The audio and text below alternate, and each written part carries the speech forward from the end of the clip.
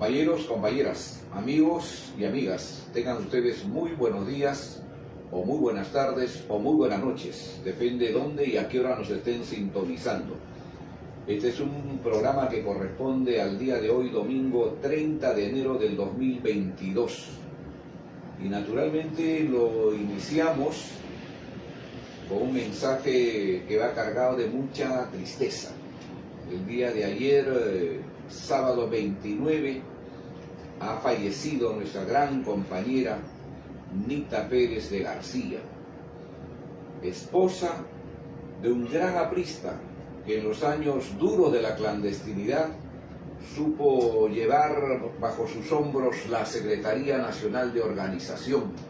Me refiero a Carlos García Ronceros, famoso Cartujo, como lo llamaba Aya de la Torre, o Blanqui en su etapa de clandestinidad, que junto con Armando Villanueva pues desarrollaron unas tareas que el jefe del partido les ordenó a ellos, ¿no? Sobre todo para formar el Frente Democrático en 1945. Madre de Alan García Pérez, 2 veces presidente del Perú, madre de Carlos García Pérez, una mujer heroica, sufrida, poeta, mujer comprometida con los ideales de Aya de la Torre desde muy joven, ¿no? Hija de esa gran compañera Celia. La próxima semana vamos a hacer un programa especial sobre ella. El próximo domingo nos vamos a dedicar única y exclusivamente a rendirle un homenaje y a seguir los trazos de la vida de Nita Pérez. Porque no es solo el hecho que ella sea la madre del presidente Alan García, es también su aprismo, su entrega, su sacrificio. Alguna vez yo le escuché decir al propio Aya de la Torre en la jefatura del partido, mucho antes que el presidente Alan García regresara al Perú en 1977, que la oradora más espléndida que ella había escuchado a lo largo de todo el tiempo del partido se llamaba Nita Pérez de García.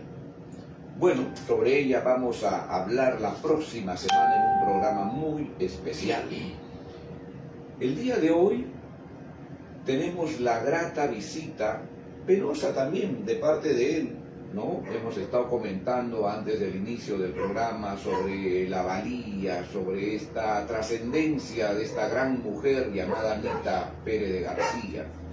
Está con nosotros Wilfredo Pérez Ruiz, que como todos saben, ya ha estado además en muchos programas esta semana, ¿no es cierto?, en muchos locales, en muchos programas del Zoom, lo cual es importante y es bueno, porque eso hace que se vaya difundiendo también este homenaje al Día de la Planta, que el 27 ha cumplido 100 años. Él nos va a explicar, nos va a contar en detalle el significado que tiene el Día de la Planta.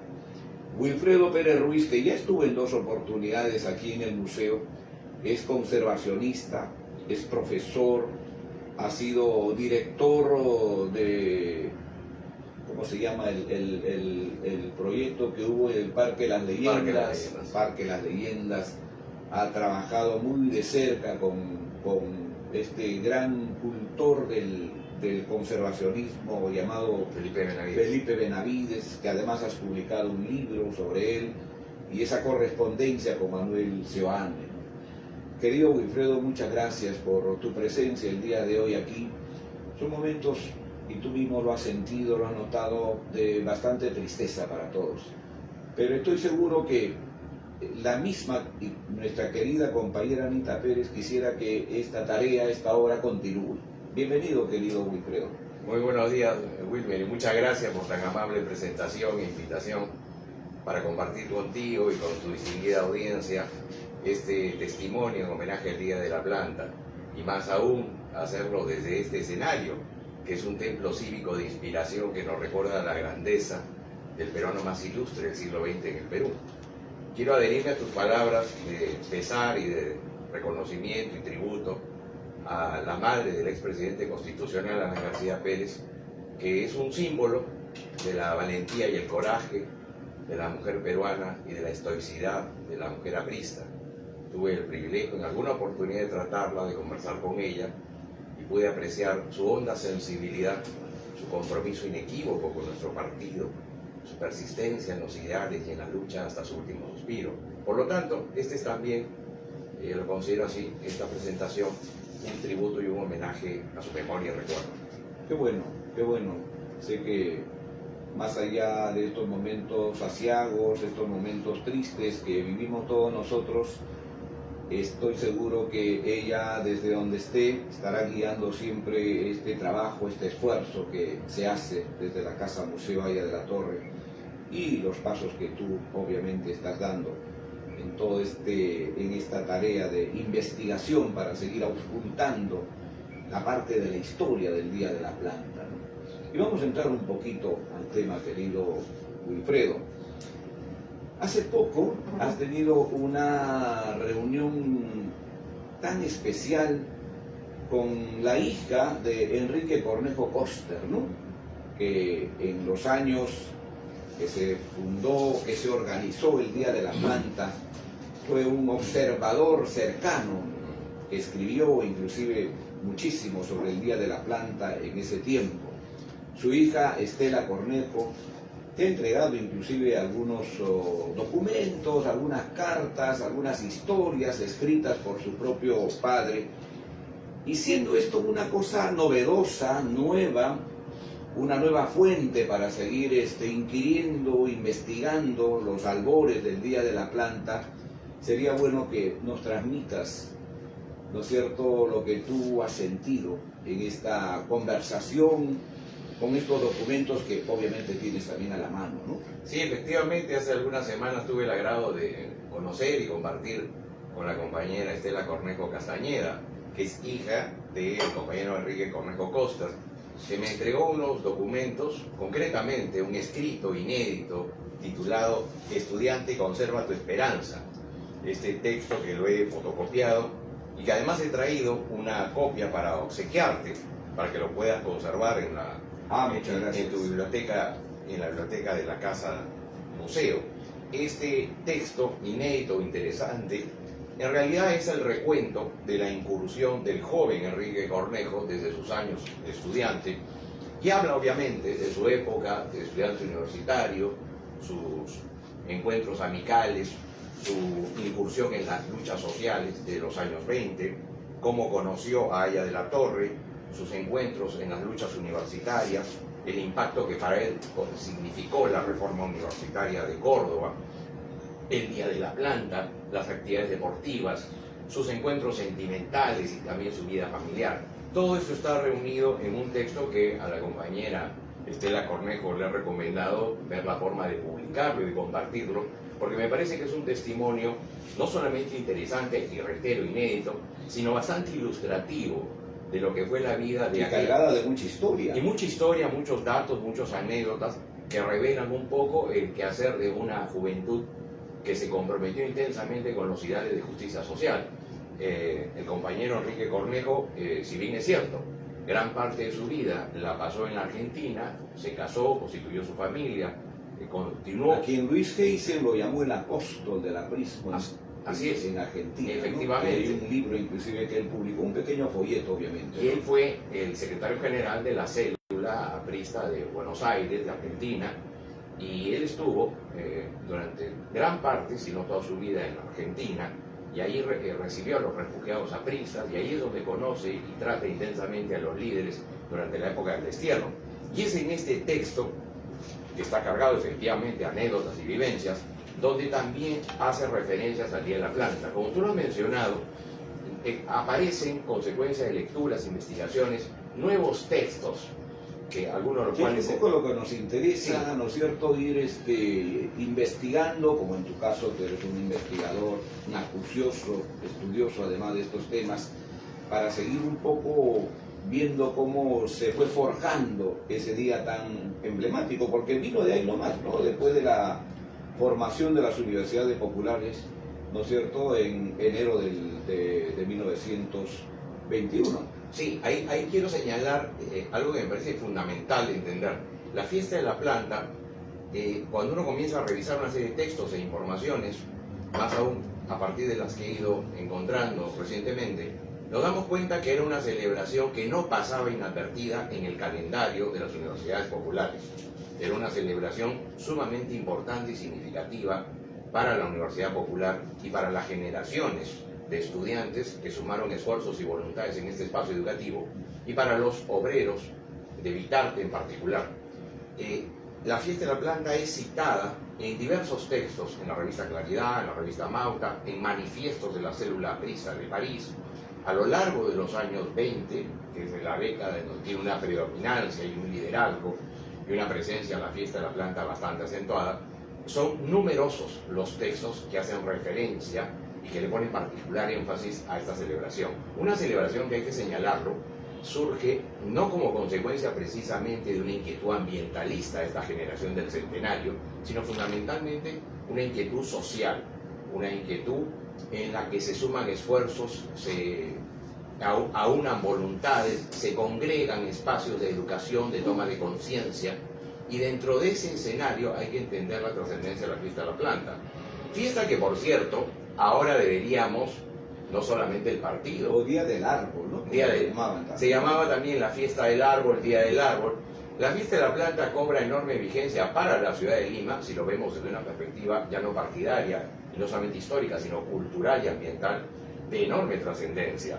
Lima es una ciudad que según los estudios oficiales no llega ni siquiera a 3 metros cuadrados de área verde per cápita por habitante, cuando el estándar mínimo establecido... ¿En ese tiempo? No, actualmente. Porque los estándares establecidos por la Organización Mundial de la Salud señalan que debe existir mínimo 8 metros cuadrados de área verde per cápita por habitante. Hoy, en Lima, promedio, no se llega ni siquiera a 3 metros, concretamente es 2.8. A nivel latinoamericano, el promedio, que es también deficiente, es de 3.5. En pocas palabras, en Lima estamos, en pleno siglo XXI, con un enorme déficit de área verde. Mayor razón para que al hablar del Día de la Planta, hablemos también en general de la importancia de las áreas verdes, del rol que cumplen, no solamente en una perspectiva ambiental, sino también cultural, social, también de embellecimiento del paisaje urbano, y también las áreas verdes son un espacio que sirve para darle mayor valor económico a las propiedades. Por lo tanto, en síntesis, creo que hablar del Día de la Planta debiera ser una oportunidad para poner nuevamente en debate en general la enorme trascendencia de las áreas verdes en una ciudad con tan elevado déficit. ¿Cómo se origina el Día de la Planta? ¿Cómo nace? ¿Por qué nace el Día de la Planta?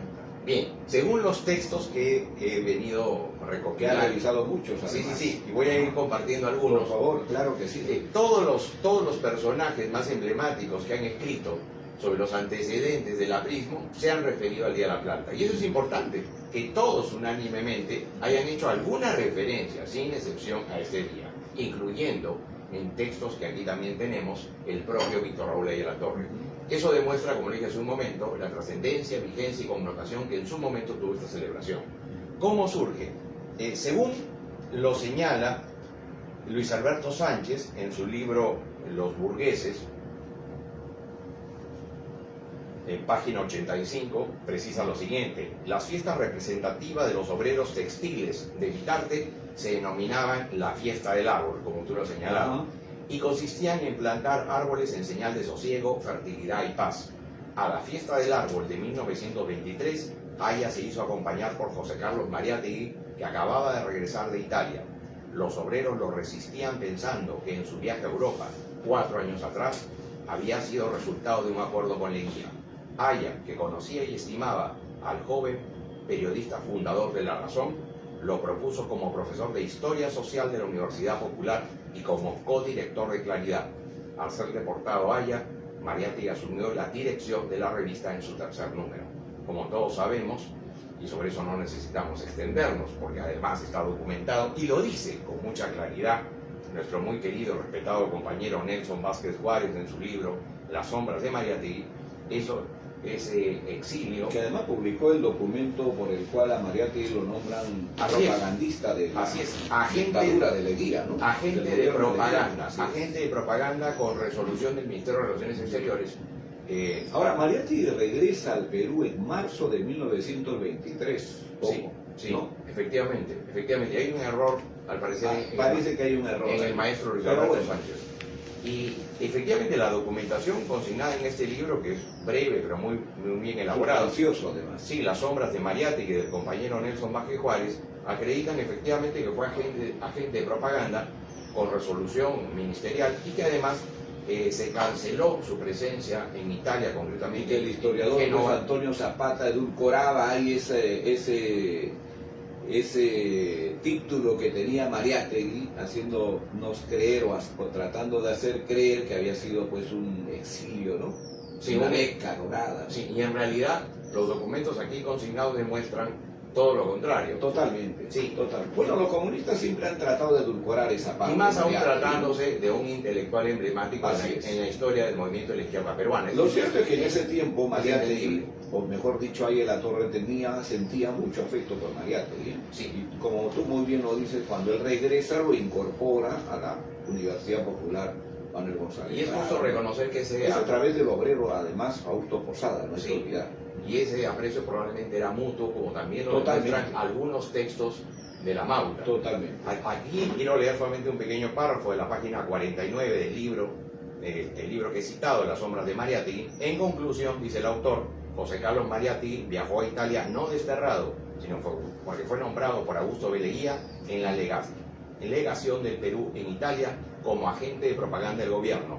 En la práctica, durante su estadía en Europa, no se dedicó a los quehaceres para los que había sido nombrado, sino que visitó Italia y otras importantes ciudades europeas como Berlín, París, Viena y otras más. El motivo de su regreso fue por la reducción del personal del servicio diplomático en Europa, es decir, no vino por propia voluntad. Entonces es bueno hacer estas pertinentes aclaraciones sobre hechos que de una u otra manera suelen ser distorsionados. Ahora quiero señalar algo interesante, ya que me has preguntado por los orígenes del Día de la Planta. Eso es. Leyendo este libro, que también es interesante, de Goles y Golpes, de Jaime Purá Vidal, un libro de reciente publicación de hace un par de años, donde el autor tiene la gentileza de citar mis textos sobre el Día de la Planta, destaca la importancia que tuvo el deporte en esta celebración, cómo el deporte es un elemento activo vigente en la agenda del Día de la Planta, cómo la actividad literaria, académica, intelectual, la poesía, la literatura, eran parte fundamental en las actividades por el Día del Planta. Es decir, esta fiesta estaba engalanada con discursos, homenajes, almuerzos, poemas, concursos de poesía, campeonatos deportivos, todo un conjunto de actividades que incluso duraban toda una jornada o varias jornadas. Y es así como... Y además no te olvides los dos temas que estaban total y absolutamente prohibidos, que era el alcohol y el tabaco, ¿no? Y combatir a esos vicios que en todo caso se trataba de que los obreros, los trabajadores no fueran tomados presas por esos vicios, ¿no? Estuviesen ajenos a esos vicios totalmente tan dañinos para la juventud y la población en general. Como lo es hasta el día de hoy, ¿no? Como lo es efectivamente hasta el día de hoy. Debería ser siempre una bandera para nosotros. Sí, una bandera. Fue para la Federación Aprista Juvenil el año 34. Sí. Lo fue para esta generación que nos va dejando de nuestra querida compañera Mita Pérez, ¿no? Sí. Por ejemplo.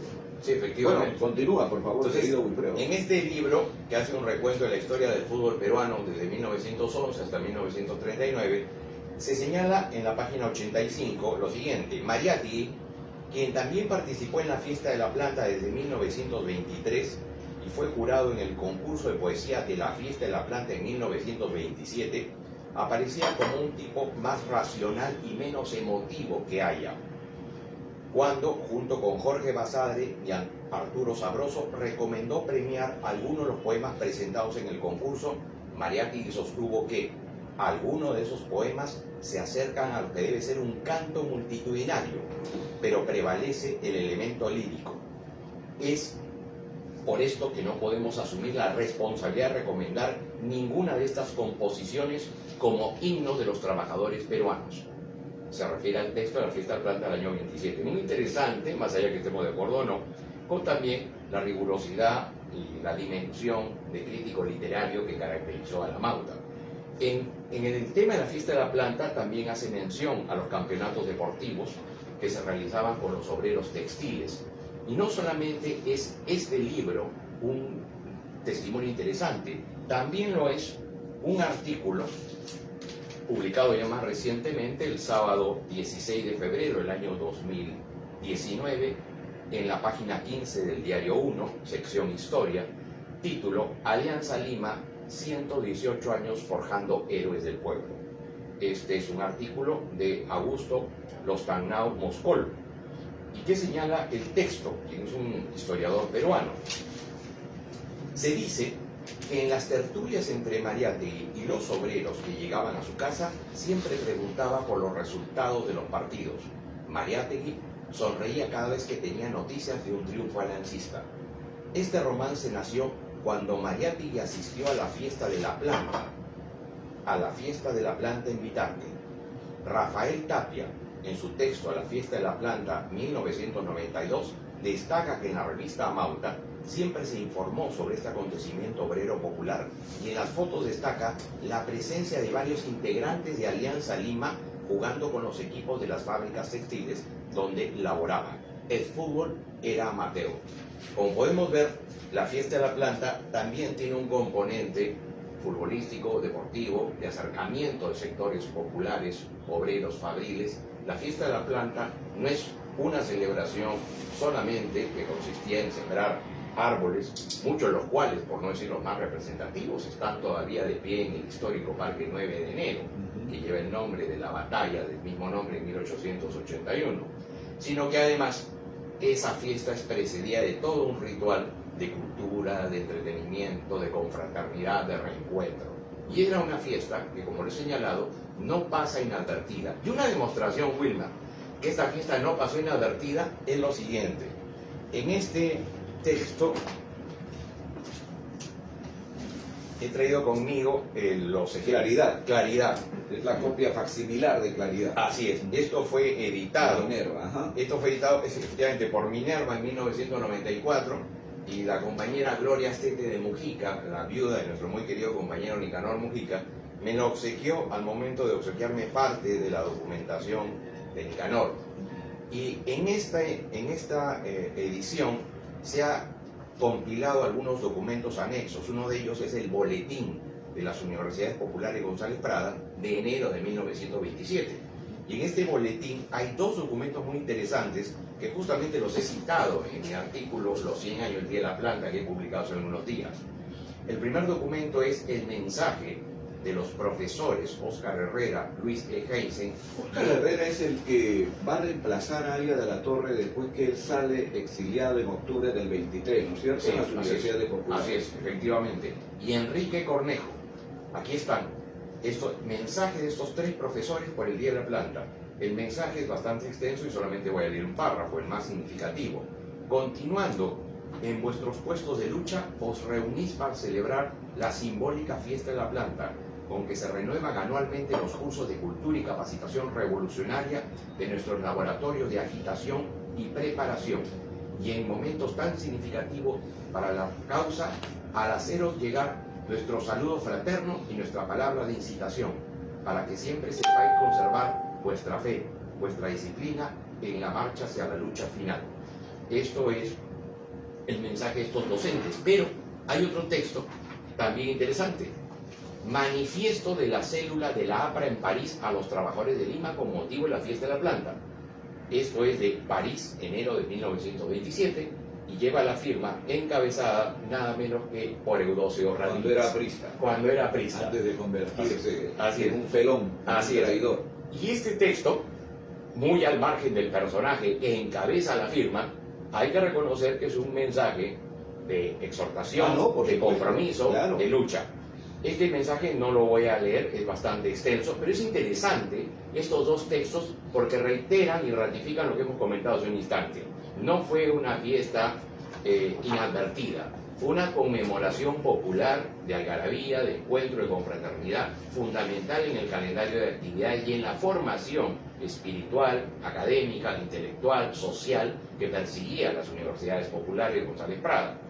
Es más, cuando he leído algunos de estos textos, encuentro que siempre hay alusión en claridad a la fiesta de la planta.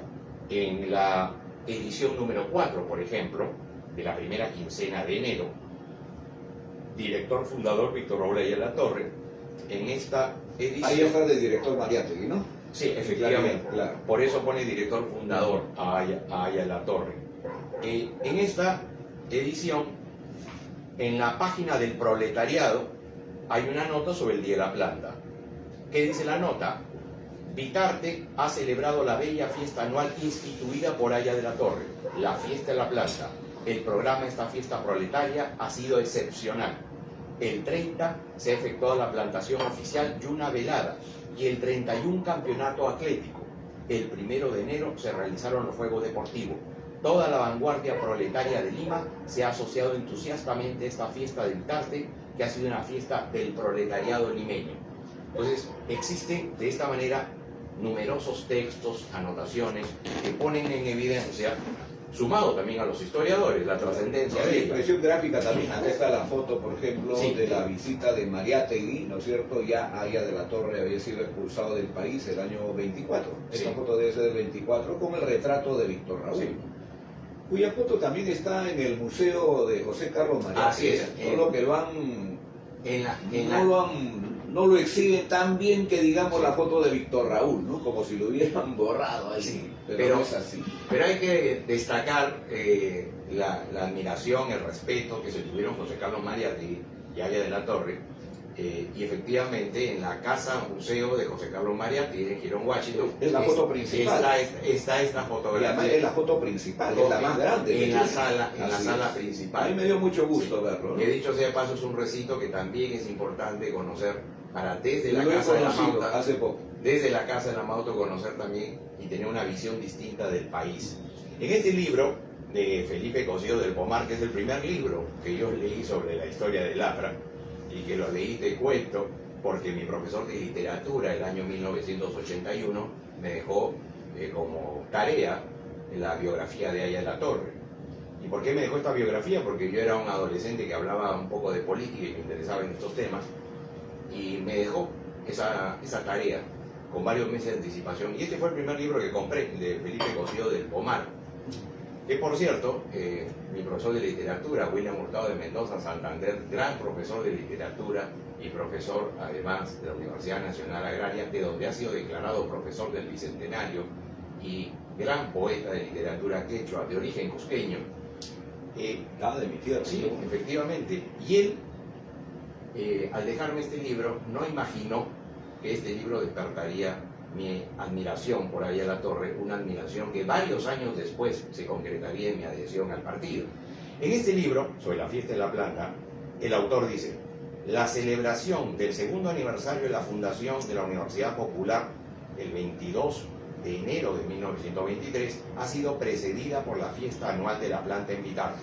Víctor Raúl ha visto crecer fuertes y reverdecido el árbol de la ciencia que plantó en el parque 9 de enero del pueblo obrero para él tan querido.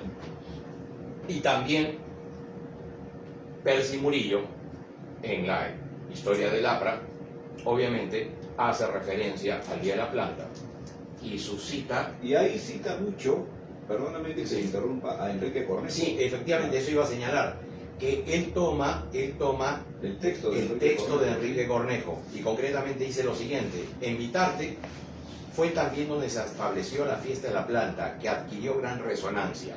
Enrique Cornejo Coster, uno de los fundadores de la Universidad Popular, describe así esta fiesta inolvidable. El día en que dicha fiesta se realizaba, congregaba cerca de 5.000 trabajadores, pues a los que en el pueblo viven se suman los vecinos de Lima, Callao y pueblos y estancias vecinas. El pueblo, que con sus casas pintadas de rojo con los zócalos negros parecen un símbolo, adquiere con sus arcos alegóricos, sus banderas rojas y verdes, el aspecto de villas engalanada en el día de fiesta. Y acá describe extensamente todo lo que esta celebración significaba para Vitarte, para los estudiantes y para los obreros en general.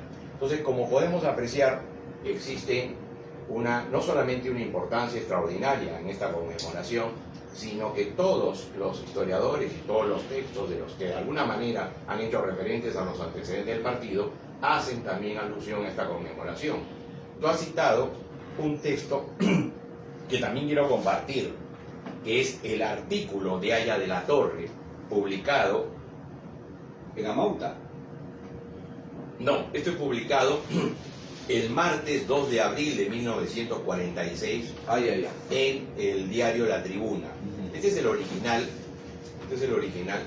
que me fue obsequiado por nuestro querido compañero Nicanor Mujica, con esta nota que me permito brevemente leer. Surco, 16 de febrero de 1998. Mi querido Wilfredo, hace algún tiempo que en una de sus esporádicas y apreciadas visitas le relaté que había encontrado en la dimensión de mi papelería un artículo de La Tribuna del martes 2 de abril de 1946. Su título era Por un Perú con árboles. La firma era misteriosa, pues solo rezan 3 letras, MCE. Este artículo, cuidadosamente conservado por mí, fue escrito por Víctor Raúl Aya de la Torre. Y en el artículo, que no lo voy a leer porque es bastante extenso, hay que señalar 2 cosas interesantes. Primero, que tratándose de un líder político, sin embargo, este artículo refleja el enorme conocimiento que tenía ese líder político y que pone en evidencia la dimensión de su preparación y su visión sobre la problemática de las áreas verdes de toda la costa peruana. De tal manera que hay... allá en ese tiempo. Así es, en el año 46 Aya de la Torre ya está haciendo un análisis de la carencia de las áreas verdes de Lima y de toda la costa peruana, y señala la enorme trascendencia del árbol en la materia ambiental, educativa, pone ejemplos de varias ciudades afectadas por esta problemática, habla también del rol de la Asamblea Municipal aprista. Por lo tanto, no es un artículo solamente histórico vinculado a la fiesta de la planta, y también es así que la alusión concreta a la fiesta de la planta es apenas las siguientes líneas. Árboles necesita el Perú. Las universidades populares González Prada iniciaron en Vitarte la campaña del árbol en 1921. Siempre hay una controversia sobre la fecha. Acá dice 21. En el primer programa que tuvimos en el 2018, así es, justamente estuvimos viendo esa especie de confrontación, en el buen sentido de la palabra, sí, de los años y de las fechas, ¿no? sí, sí. Pero bueno, así es la historia. Así es la historia. Hay que ir vinculándolo a las fuentes, y ustedes que son historiadores, con mayor razón saben que solo así se puede ir estableciendo el origen, finalmente, ¿no es cierto?, de un acontecimiento, ¿no? Ahora puede también haber un error o de tipografía, que en ese tiempo también era... Sí, sí, efectivamente, pero siguiendo con el texto, reitero, árboles necesita el Perú. Las universidades populares González Prada iniciaron en Vitarte la campaña del árbol en 1921. Establecieron premios para los defensores del árbol, estimularon la contribución del niño, y allí quedan en Vitarte árboles sombreados, veteranos y erguidos de aquella cruzada. Pero las universidades populares fueron pronto perseguidas y solo les quedó viva la raíz después de la furiosa tala, igual a los árboles en el Perú. Así que es interesante, sumamente enriquecedor este texto en el que Aya de la Torre hace un análisis del Valle de Chicama, de Miraflores, de Trujillo, de distintas ciudades del país sobre la problemática de las áreas verdes. De ahí que el artículo demuestra la visión con la que se interpreta este tema, por un Perú con árboles. Hace algunos días lo he compartido también en algunas redes con los compañeros para hacerlo público este texto. Muy bien, eso es lo más trascendente, importante, poder compartir lo que uno más o menos conoce, sabe, y sobre todo esa documentación que es tan fundamental, ¿no? Tú has hecho referencia a la publicación en el diario de La Tribuna, y yo un poco he interferido en lo que decías cuando manifesté la publicación que hizo Aya de la Torre en Amauta, ¿no?, en la revista de José Carlos Mariátegui, el año justamente 1927. Y permíteme, porque creo que es importante, tiene que ver con Amauta, que finalmente fue la revista aprista hasta 1928, de ese distanciamiento que hubo, Y habla Aya de la Torre, ¿no es cierto?, en la revista Mauta, sobre el Día del Árbol, ¿no? Y dice lo siguiente: los compañeros de Vitarte forman la heroica vanguardia de nuestro proletariado industrial. Tenemos mucho de qué enorgullecernos por la obra realizada, pero mucho que hacer todavía para que ella cumpla su programa total de redención del pueblo explotado. En el día de la fiesta de la planta, ¿no es cierto?, debemos renovar nuestra promesa de lealtad firme y activa a la causa de la justicia.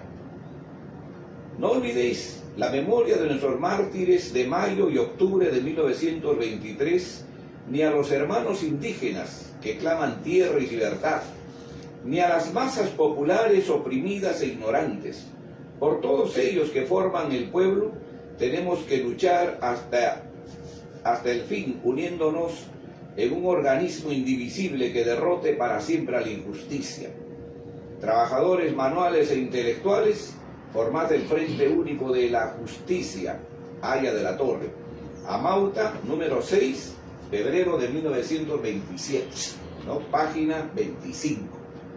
Lo que quiere decir que Aya de la Torre, así como la célula aprista de París, que envía el año 27 también, ¿no es cierto?, esa hermosa carta de saludo a los trabajadores peruanos por el Día de la Planta, también a través de Amauta, que dirigía el propio José Carlos Mariátegui, envía este saludo, envía esta carta, ¿no es cierto?, a los trabajadores peruanos, ¿no? Sí.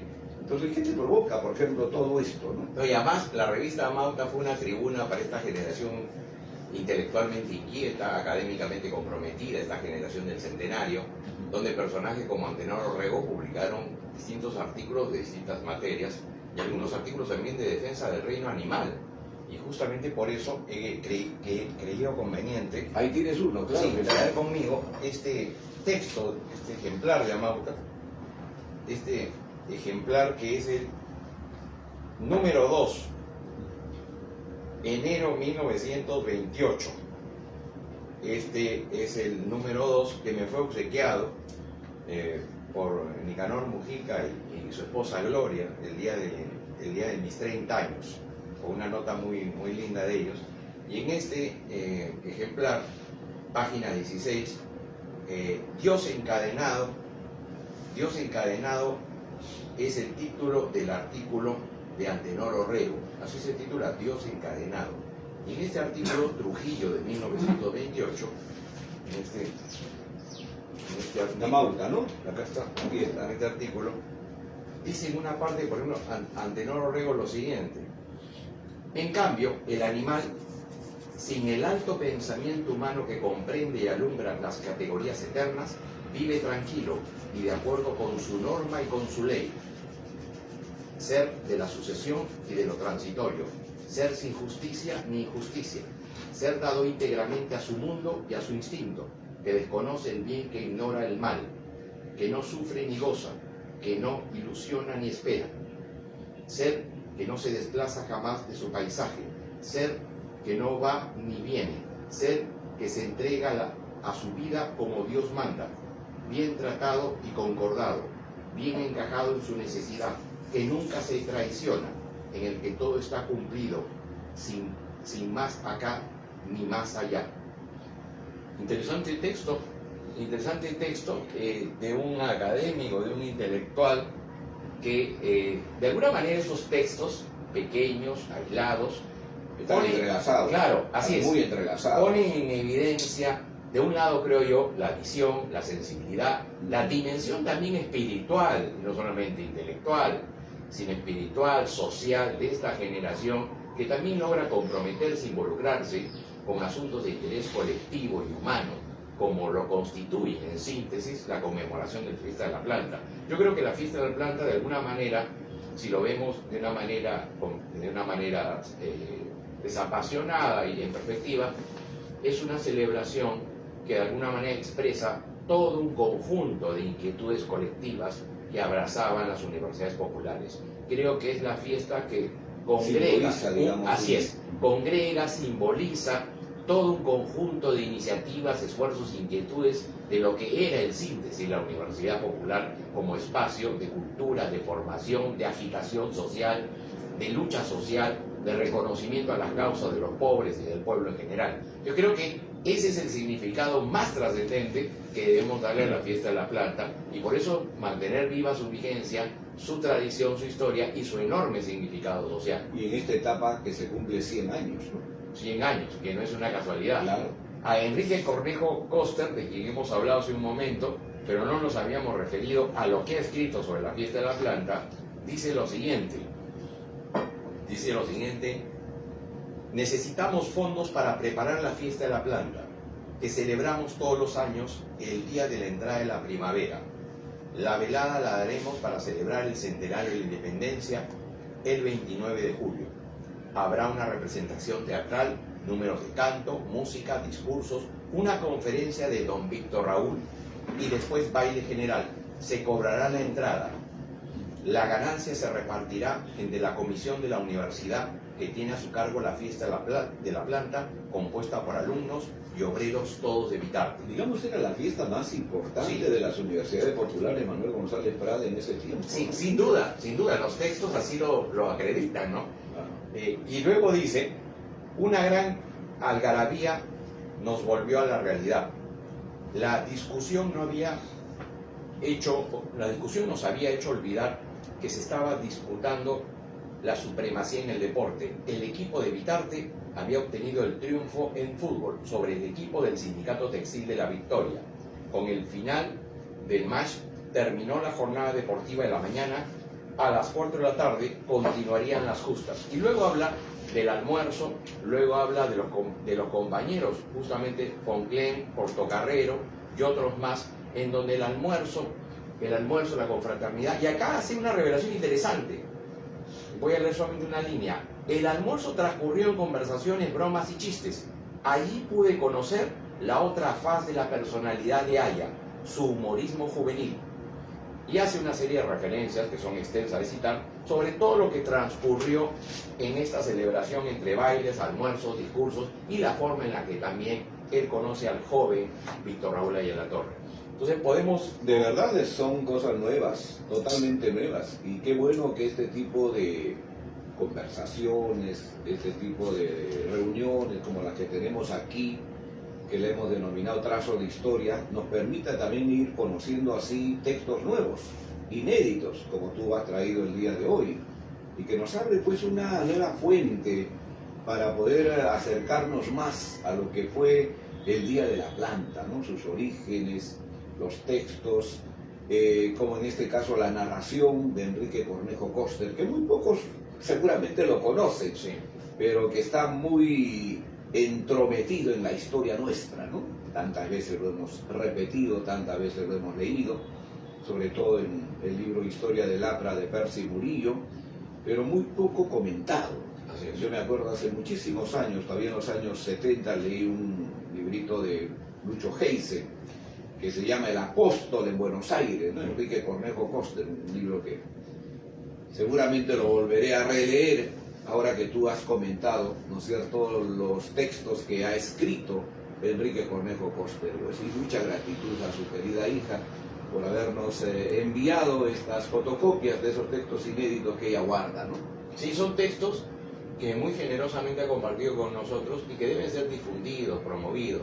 Contribuyen no solamente a un mejor conocimiento de hechos históricos importantísimos en estas gestas. Bueno, ojalá que en Indoamérica pues hagamos un número especial sobre el Día de la Planta, ¿no? Con todas estas fuentes. Encantadísimo. ¿No? Sería bueno. Así Encantadísimo. como hemos hecho un especial sobre el propio Víctor Raúl, sobre el propio Alan García.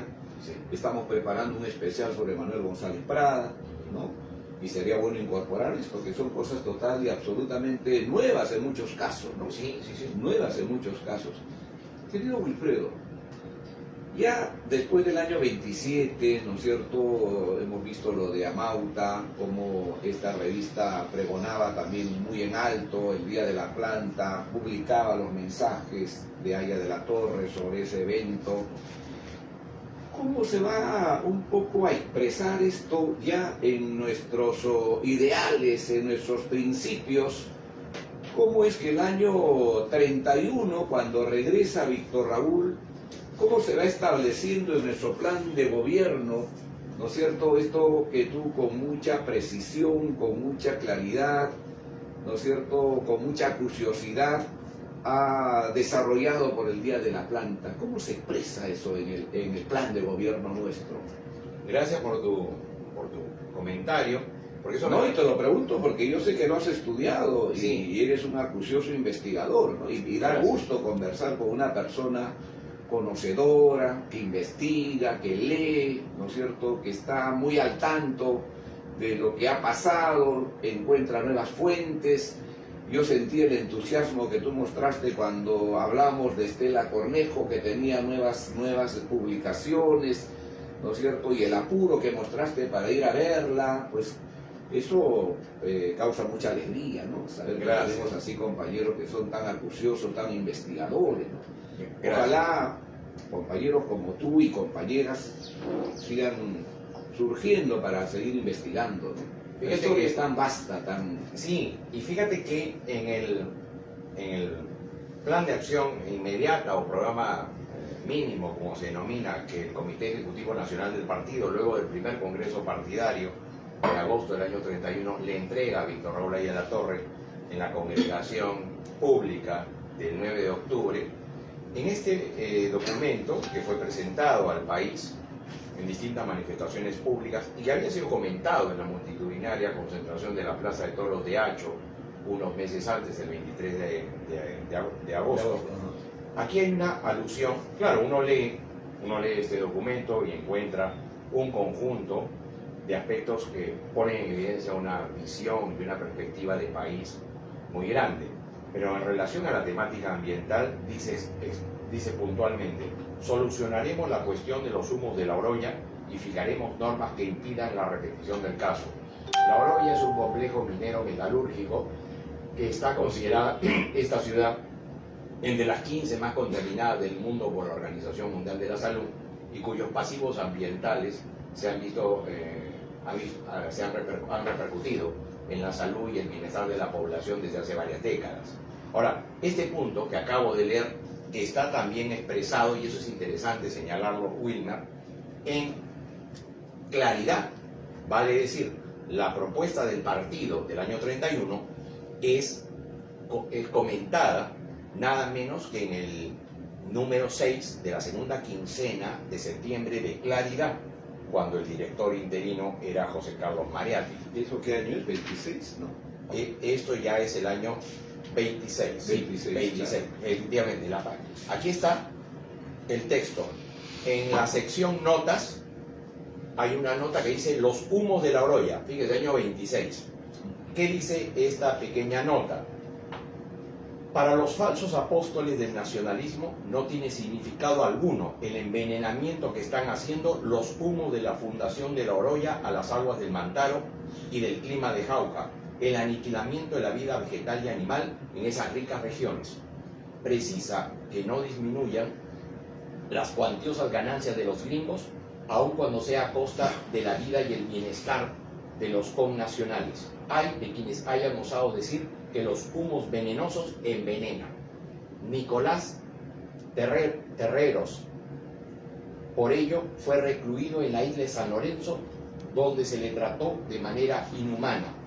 Todos conocéis este gesto heroico y vencedor de nuestro profesor de las universidades populares, que fueron clausuradas para salvar la nacionalidad en peligro. Interesante que lo dicho en esta publicación de Claridad del año 26, luego es incorporado en el plan de gobierno. Y además haciendo mención al rector, que en este caso era Víctor Raúl. Así es, era Ayala Torre.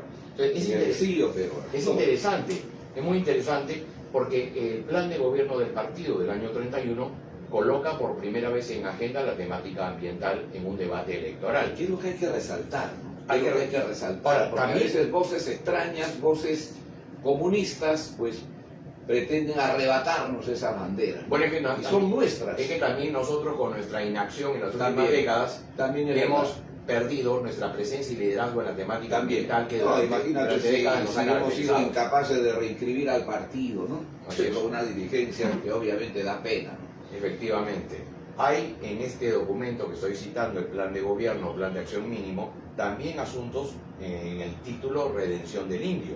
Incorporaremos al indio en la vida del país, legislaremos en pro de la conservación y modernización de la comunidad indígena, estableceremos las causas específicas que determinan la revisión de los pactos y contratos celebrados por los indígenas y los terratenientes, respetaremos las particularidades de cada región indígena dentro del plan general y rumbo unificador de la educación.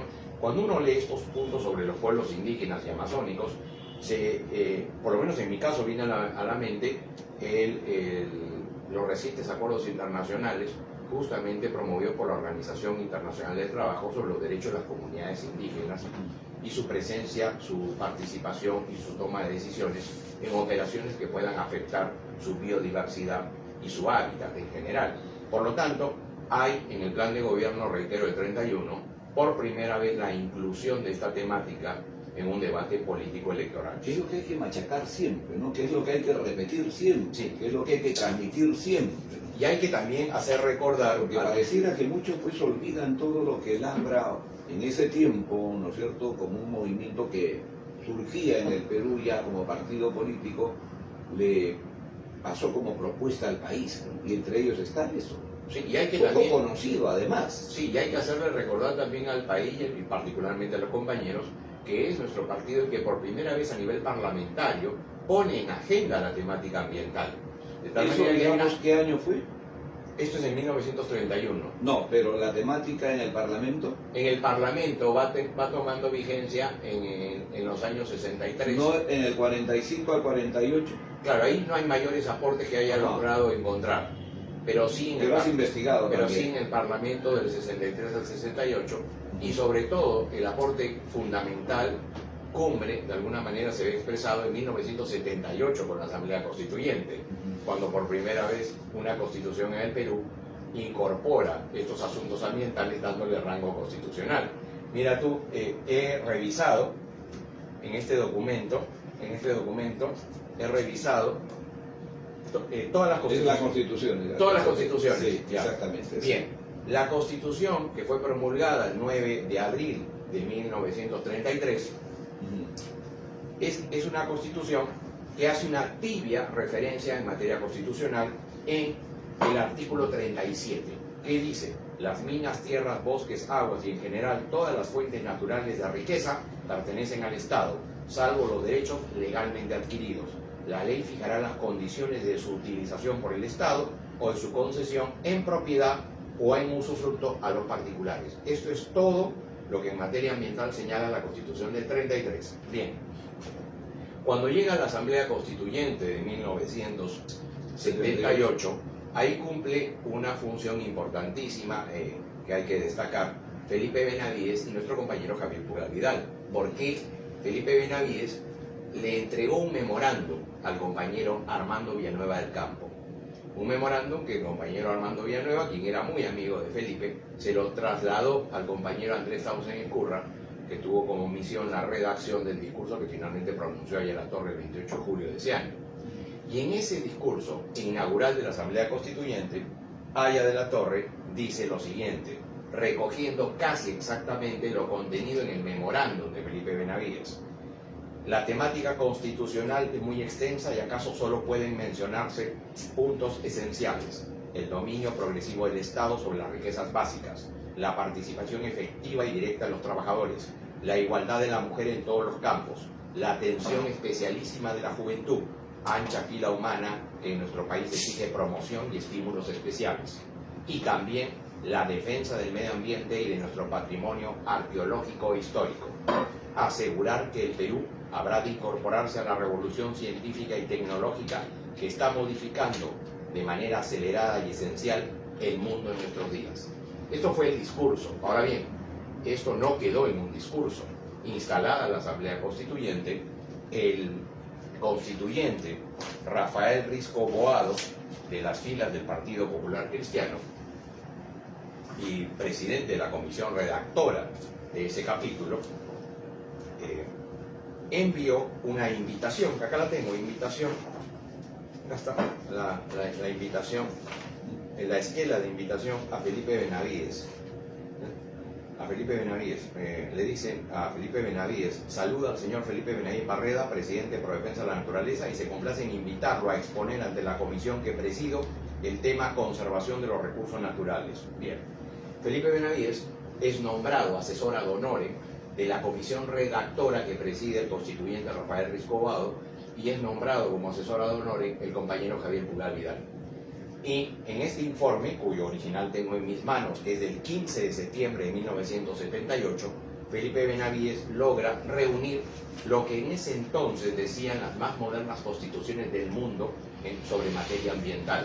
Y esta recopilación de información la obtuvo a través del Centro de Datos de la Unión Mundial para la Conservación de la Naturaleza, la UICN. ¿Y cómo se expresa en la Constitución de 79? ¿En qué artículos se expresa? Efectivamente, todo este informe y este trabajo que realizaron estos dos ilustres peruanos se ve reflejado cuando en la Constitución de 1979, capítulo segundo, título de los recursos naturales, existen varios artículos sobre la materia. De alguna manera, todo esto está sintetizado en uno de ellos.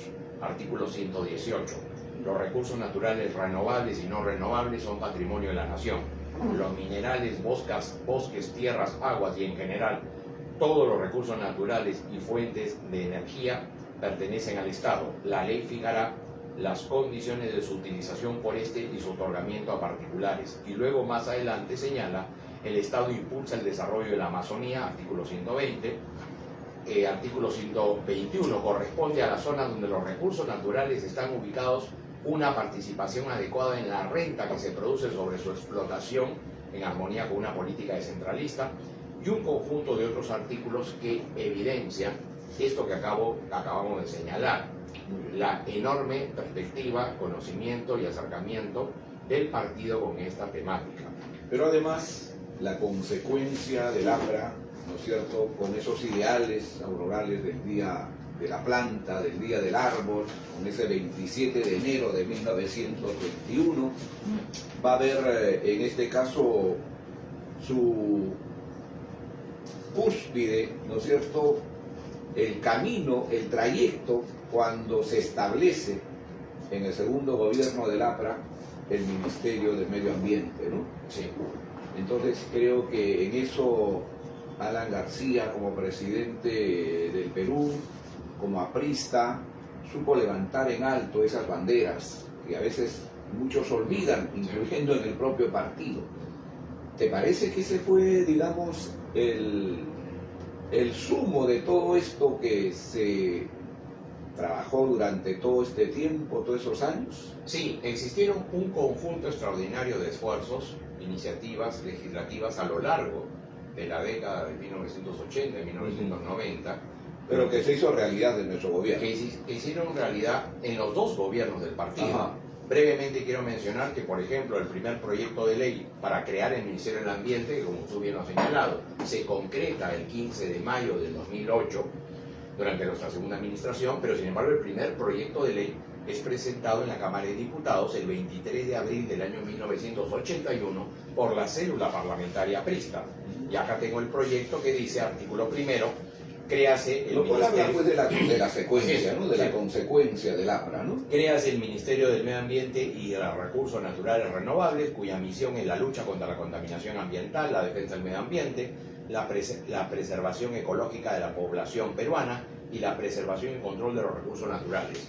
Firman este proyecto de ley Hilda Alan García Pérez, este proyecto de ley Fernando León de Vivero, y obviamente hay que reconocerlo, la iniciativa acogida por la célula parlamentaria aprista pertenece al entonces diputado y compañero Héctor Vargas Allá.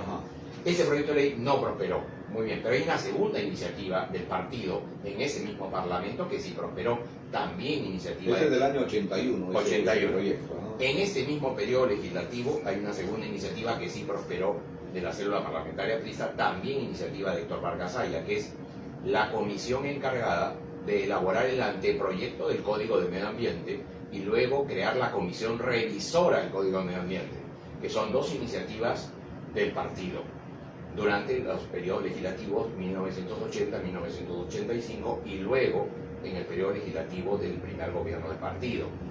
No hay necesariamente tiempo para comentar, pero sí es bueno señalar. ¿Cuándo se crea el Ministerio del Medio Ambiente?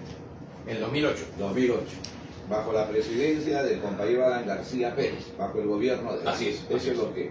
Eso es lo determinante. Eso es lo determinante. Y este es un antecedente que pone en evidencia una preocupación que no surgió coyunturalmente en razones políticas en 2008, sino que es de alguna manera la continuidad de un esfuerzo, de un acercamiento y de una identificación con esta temática. Es un poco la consecuencia de todo lo que hemos visto el día de hoy, ¿no? Que viene desde 1921, que pasa por 1926, que pasa por 1927 con la publicación de Ahí a la Torre en Amauta, que pasa por la publicación en La Tribuna en 1946, ¿no es cierto?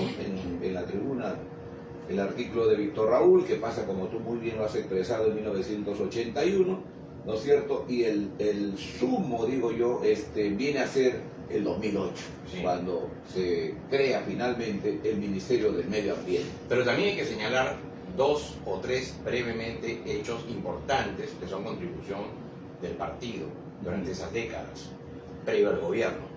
Durante el Parlamento del 80 al 85, es gracias a la iniciativa, y acá tengo el documento legislativo, 1 de diciembre de 1982, justamente es la célula parlamentaria prista la que presenta un pedido a un acuerdo de Cámara, concretamente un acuerdo de Cámara, 29 de noviembre de 1982, concretamente, firmado entre otros Luis Negreiros Criado, Orestes Rodríguez Campos, un largo listado de parlamentarios apristas de la Cámara de Diputados, pidiendo que el Perú cumpla con la moratoria establecida en la Convención Internacional Ballenera, convención a la que el Perú se adhirió a fines de los años 70 y que el Perú había estado incumpliendo. Por lo tanto, eso es un aporte importantísimo, claro, que pone en evidencia otro compromiso más del partido.